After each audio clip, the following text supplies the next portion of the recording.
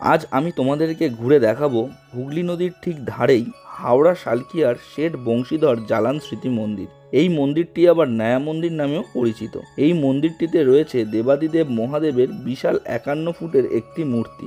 গর্ভগৃহে রয়েছে মহাদেবের রূপোর তৈরি মূর্তি এবং এখানকার অন্যতম আকর্ষণ হলো বিশ্বের দ্বাদশ জ্যোতির্লিঙ্গ এক জায়গার মধ্যে ছোট ছোট আকারে তৈরি করে খুব সুন্দরভাবে ফুটিয়ে তোলা হয়েছে, যা দেখলে মন ভরে যাবে।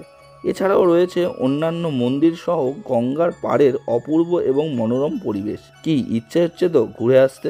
কিভাবে আসবে, কোথায় অবস্থিত, সময়সীমা কি রয়েছে, এই সব কিছু জানতে ভিডিওটি সম্পূর্ণ দেখতে হবে। সব কিছু তথ্য থাকছে আজকের ভিডিওতে।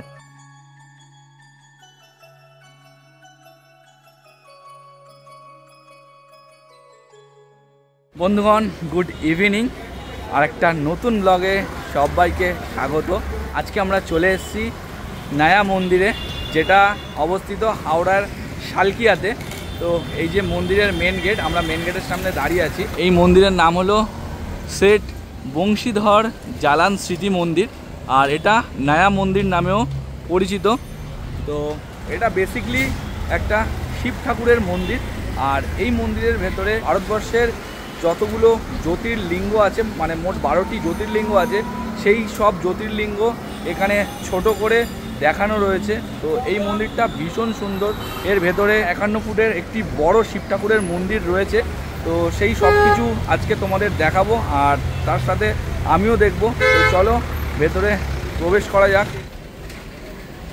এখানে মন্দির প্রাঙ্গণের নিয়মাবলীগুলো লেখা আছে। এখন ঘড়িতে বাজে প্রায় বিকেল 4:10, আর মন্দির খুলে গেছে। সকাল 4:05টার দিকে মন্দির খোলে আর 12টার সময় বন্ধ হয়ে যায়। আর তারপরে একেবারে বিকেল 4টের সময় খোলে এবং রাত 9টা পর্যন্ত মন্দির খোলা থাকে। তো এখন 4:10 বাজে আর মন্দির খুলে গেছে। আমরা এখন মন্দিরের ভেতরে প্রবেশ করব।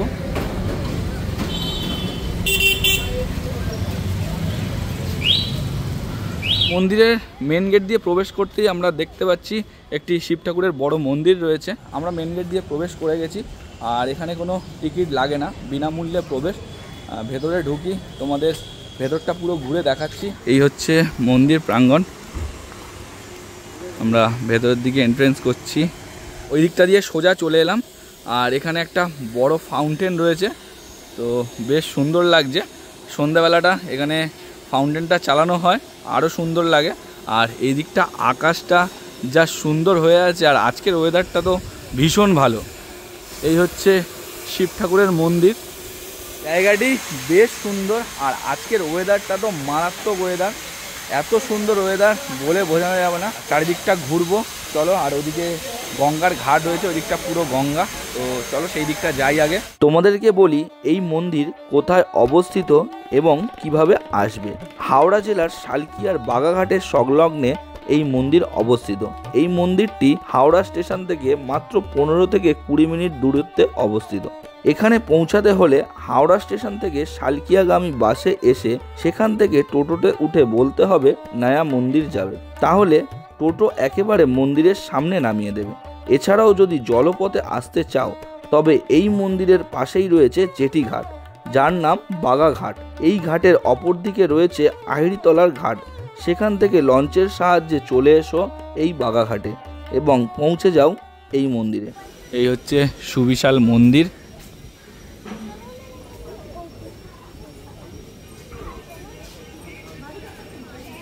এর ভেতরেই রয়েছে ভারতবর্ষের শহরের যে 12টা জ্যোতির্লিঙ্গ আছে সেটাই ছোট করে দেখানো রয়েছে। আর এখানে আমাদের জুতোগুলো খুলতে হবে, খুলে আমরা ভেতরে প্রবেশ করব।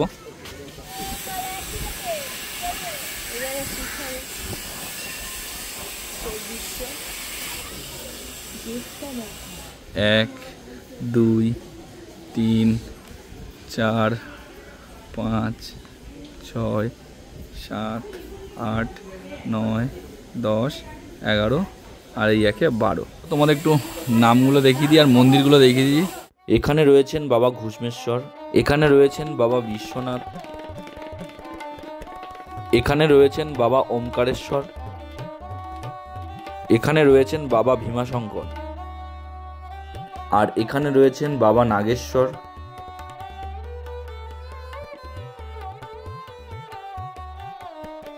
এখানে রয়েছেন বাবা রামেশ্বর,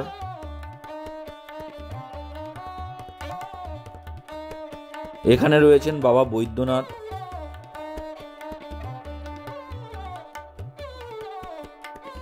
এখানে রয়েছেন বাবা ত্র্যম্বকেশ্বর, এখানে রয়েছেন বাবা কেদারনাথ,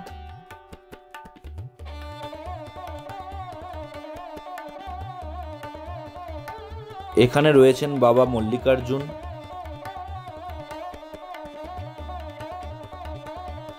এখানে রয়েছেন বাবা মহাকালেশ্বর, আর একদম শেষে রয়েছেন বাবা সোমনাথ। এদিক থেকে 12টি জ্যোতির্লিঙ্গ দেখে বার হলাম, আর এপাশেই রয়েছে আরও দুটো মন্দির।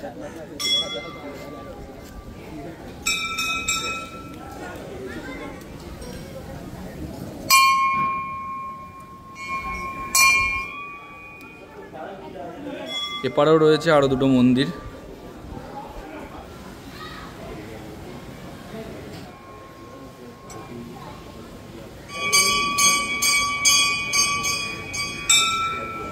আমরা এই 4টে মন্দির দর্শন করলাম, আর আমরা এবার যাচ্ছি এই ভোলে বাবার মন্দিরে। এটাই হলো ভোলে বাবার প্রধান মন্দির। এই মন্দিরে এখন প্রবেশ করব আমরা।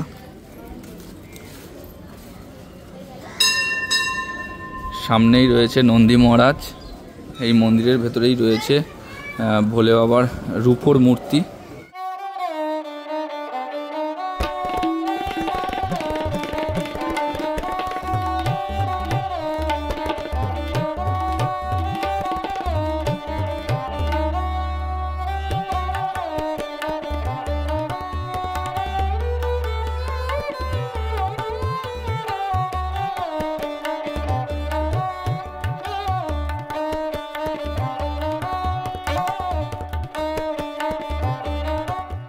প্রত্যেকটা মন্দির দর্শন করলাম, পুরো মন্দির দর্শন করলাম, চারিদিকটা পুরো মন্দির চত্বরটা ঘুরলাম, বেশ ভালো লাগলো। আর আমরা এখানে ঢুকেছিলাম ওই 4টে 10-15-র দিকে, আর এখন ঘড়িতে সময় হয়ে গেছে 5:30।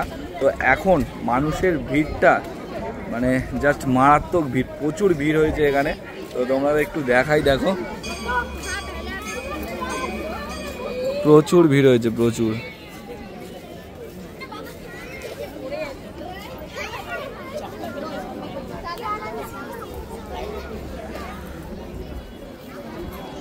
তো চারিদিকে মানুষের ভিড় উপচে পড়ছে। আমরা যখন ঢুকেছিলাম তখন এতটা ভিড় ছিল না, পুরো ফাঁকা ফাঁকা ছিল।